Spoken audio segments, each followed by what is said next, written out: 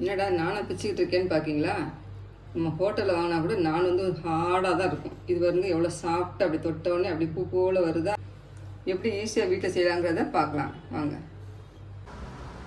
தேவையான பொருட்கள் வந்து என்னென்னு பார்த்துடலாம். ஒரு அகலமான பாத்திரத்தில் வந்து ஒரு 1/2 கிலோ மைதா வந்து போட்டு வச்சுருக்கேன். உப்பு தேவையான அளவு போட்டுக்கோங்க. ஈஸ்ட் வந்து 1.5 ஸ்பூன் வச்சுருக்கேன். இந்த ஈஸ்ட்டு பதிலாக வந்து நீங்கள் baking powder and baking soda தயிர் 3ஐயும் மிக்ஸ் பண்ணி கூட செய்யலாம். எனக்கு வந்து ஈஸ்ட்டு கிடச்சிச்சு, அதனால் வந்து நான் ஈஸ்ட் 1.5 ஸ்பூன் வச்சுருக்கேன்.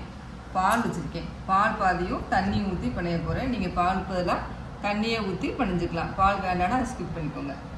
இப்போ வந்து ஈஸ்ட்டை வந்து எப்படி ஆக்டிவேட் பண்ணுறதை பார்க்கலாம். வெதுவெதுப்பான தண்ணி வச்சுருக்கேன். கையை சுட்டால் லேஸ் சூடு இருக்கிற மாதிரி தண்ணி இருக்கணும். அதில் வந்து கொஞ்சோண்டு 1/2 ஸ்பூன் வந்து ஜீனி சேர்த்துக்கிறேன். இந்த ஜீனி வந்து நல்லா கரைஞ்சி வரட்டும். கரைஞ்ச உடனே இந்த ஈஸ்ட்டை வந்து நான் சேர்க்க போகிறேன். 1.5 ஸ்பூன் எடுத்து வச்சுக்கிறேன். இந்த ஈஸ்ட்டை வந்து இப்போ சேர்த்துக்கிறேன். இது அதாவது பொறுமையாக ஒரு ஓரமாக இருக்கட்டும். இப்போ ஈஸ்ட்டை ஊற வச்சு 5 நிமிஷம் ஆச்சு. நல்லா ஆக்டிவேட் ஆகிடுச்சு. இப்போ வந்து மாவில் சேர்த்துக்கிறேன். பாருங்கள் எப்படி புஷ்ஷுன்னு வந்துருக்குன்ட்டு. அப்படி கொஞ்சமாக ஊற்றிக்கலாம் சுற்றி.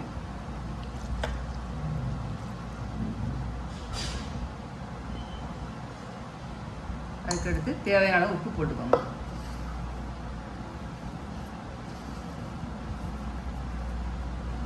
உப்பு போட்டுட்டு எல்லா இடத்துல மிக்ஸ் பண்ணி விடுவேன். இப்போ பாலை வந்து காய்ச்சி ஆற வச்சுருக்கேன். அந்த பாலை வந்து கொஞ்சமாக ஊற்றி பிணைஞ்சிக்கிறேன்.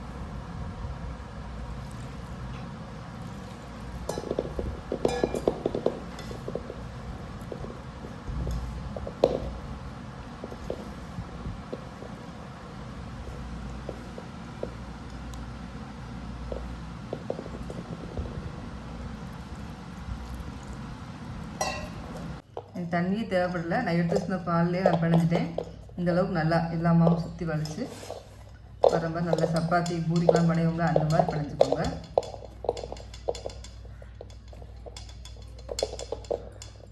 மாவு அப்படியே இருக்கட்டும். இது 1 மணி நேரம் 1.5 மணி நேரம் ஊறணும். நான் ஈரத்துணி நினச்சி வச்சுருக்கேன். மாவு உணராமல் இருக்கிறதுக்கு அதை மேலே வந்து மூடி வைக்கிறேன். 1.5 மணி நேரம் கழித்து எப்படி இருக்குங்கிறத பார்க்கலாம். 1.5 மணி நேரம் ஆயிடுச்சு. எப்படி நல்லா ஊறி வந்துருக்குங்கிறத பார்க்கலாம். அது இப்படி புஷ்ஷுன்னு வந்துருக்குன்ட்டு.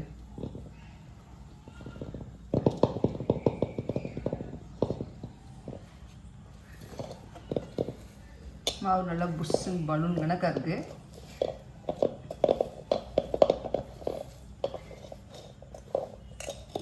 நல்லா இந்த அளவுக்கு கம்மி விட்டுட்டு இப்போ நான் தேய்க்க போகிறேன். புஷ் புஷ் புஷ்ன்னு இருக்கு நல்லா பலூன் கணக்காக. இப்போ குட்டி குட்டி பாலாக உருட்டி போட்டுக்கிறேன். கை நல்லா ஒட்டாமல் சூப்பராக வருது.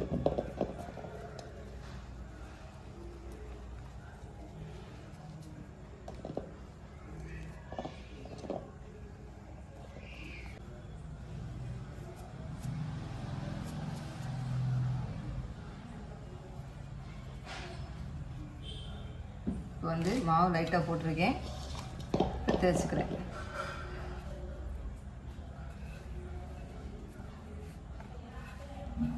இந்தளவுக்கு அதை தின்னமாக தேய்ச்சிக்கோங்க. அப்போ தான் நான் வந்து புஷ்ஷுன்னு பலூன்கணக்கா அதில் எலும்பி வரும். இங்கே பாருங்கள், இந்தளவுக்கு நான் திக்னஸாக தேய்ங்க. அப்போ தான் நல்லா புஷ்ஷுன்னு எலும்பி வரும். நல்லா தேய்ச்சாச்சு, போதும் இந்த அளவுக்கு. இப்போ வந்து இது எப்படி அடுப்பில் போட்டு எடுக்கிறத உங்களுக்கு செஞ்சு காமிக்கேன். கல் நல்லா காஞ்சிருச்சு. லைட்டாக புகையும் வர ஆரம்பிச்சிருச்சு. இப்போ வந்து போட்டுக்கிறேன். நான் தேய்ச்சி சரி நானும் வந்து போட்டுக்கிறேன்.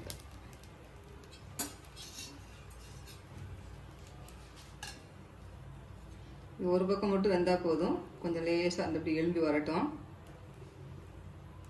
இங்கே பாருங்கள், இந்த புஷ் புஷ் லைட்டாக எலும்பி வருதில்ல. இந்த பாருங்கள் அப்படி நல்லா புஷ்னு எலும்பி வருதில்ல. பாருங்கள், சூப்பராக எழுதி வந்துட்டுருக்கு. இப்போ வந்து இதை நான் ஒரு இடுக்கில் எடுத்து அந்த பக்கம் மாற்றி வைக்க போகிறேன்.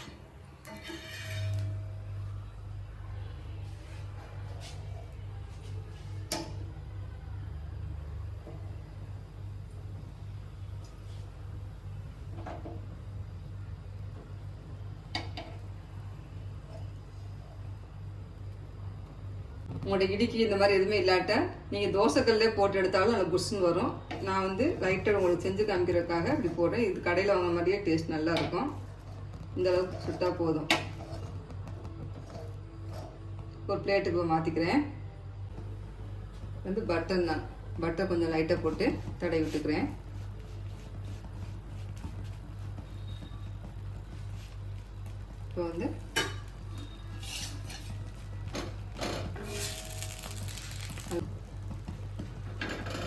இப்போ வந்து ஒரு இடுப்பில் எடுத்து அந்த அடுப்பில் இன்னொரு அடுப்பில் நான் பற்ற வச்சுருக்கேன், அதில் மாற்றிக்கிறேன்.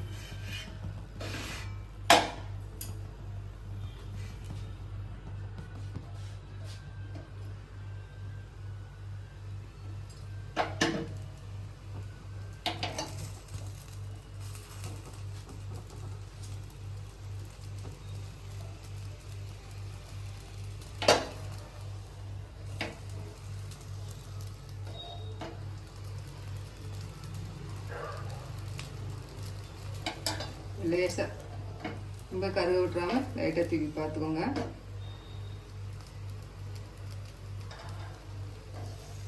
அவங்க எப்படி சூப்பராக வந்திருக்கா.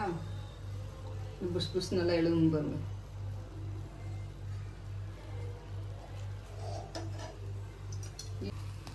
இந்த இடிக்கையில் வச்சு நம்ம சுட்டு எடுக்கிறோம்ல, அதனால வந்து நல்ல தந்தூரி ஃப்ளேவர் வந்து நல்லா இருக்கும். அப்படியே ஹோட்டலில் வாங்குற மாதிரியே இருக்கும். இப்போ போதும் இந்த அளவுக்கு. இப்போ நான் அடுப்பு ஆஃப் பண்ணிக்கிறேன். இந்த அளவுக்கு நல்லா சாஃப்டாக சூப்பராக வந்துருக்கு பாருங்க. அப்படியே பிச்சு ஒரு பன்னீர் பட்டர் மசாலா மட்டும் இருந்தால் சாப்பிட அல்டிமேட்டாக இருக்கும். ஒரு சாஃப்டாக வந்துருக்கு பாருங்க. நான் சூப்பராக ரெடி ஆயிடுச்சு. நானுக்கு வந்து நான் சைட் டிஷ்ஷாக வந்து பன்னீர் பட்டர் மசாலா வச்சுருக்கேன். நீங்களும் இதை செஞ்சு பார்த்துட்டு எப்படி இருக்குன்னு கமெண்ட் பண்ணுங்கள். எங்கள் சேனல் பிடிச்சிருந்தா லைக் பண்ணுங்கள், ஷேர் பண்ணுங்கள், சப்ஸ்கிரைப் பண்ணுங்கள்.